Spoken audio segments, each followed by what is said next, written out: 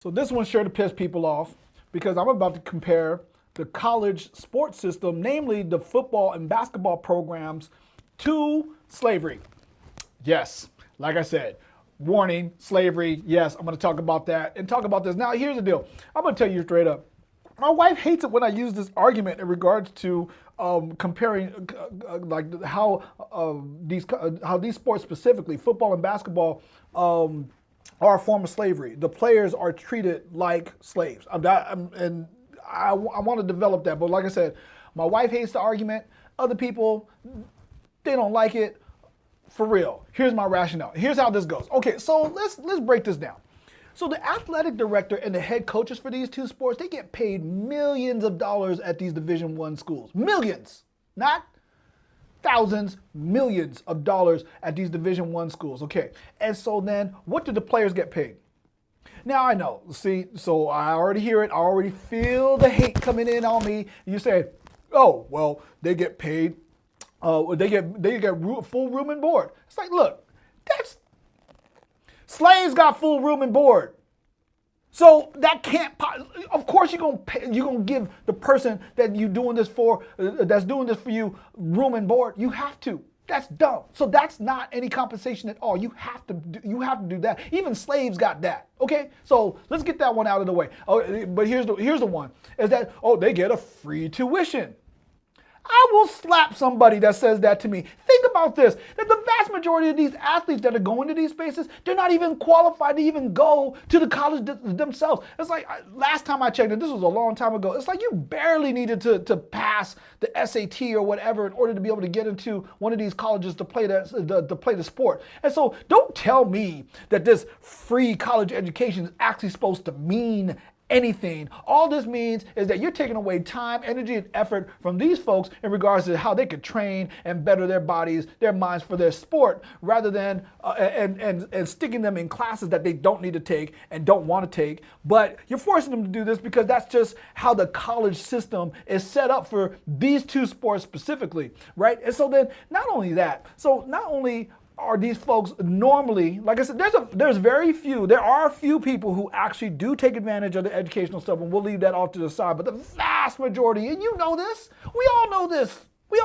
The data tells us this, that they're not qualified to be in that actual college, period, point blank, no ifs, ands, or buts about it. But anyway, and so then now you also have to take into consideration, like, what does that graduate degree, what did that even mean, right? And so, especially when you know that players are specifically sent to like certain classes and guided into certain majors in order to make their stay at college, quote, easier than it would for other folks.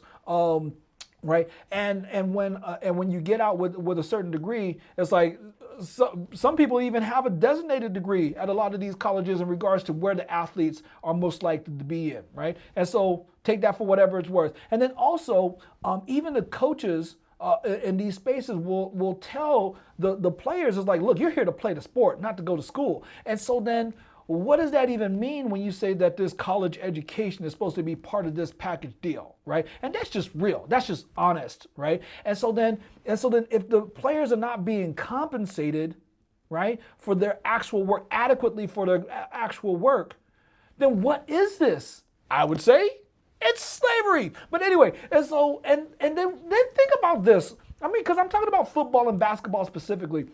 And that there's virtually no farm system for these two sports, right? Is that meaning that the only way that you can play these sports, not the only way, but let me just work this one out, folks, is that these sports, that you can't take an alternative route. You have to go to college. And they did, as a matter of fact, I mean, they even made a 1-year rule that you have to go to college for 1 year at least for basketball. Why did they do that? It's because we were about to ruin the college game, because all of these players were going to start getting drafted out of high school rather than going to colleges and whatnot, where honestly, where their degrees would mean nothing, the education would mean nothing, but they would be able to play the sport for that particular college and make that program just that much better, right? And so then that, honestly, that whole one and done thing, that should just be outlawed. I don't understand how that was actually passed. I don't understand in what universe that's actually legal to say that an 18-year-old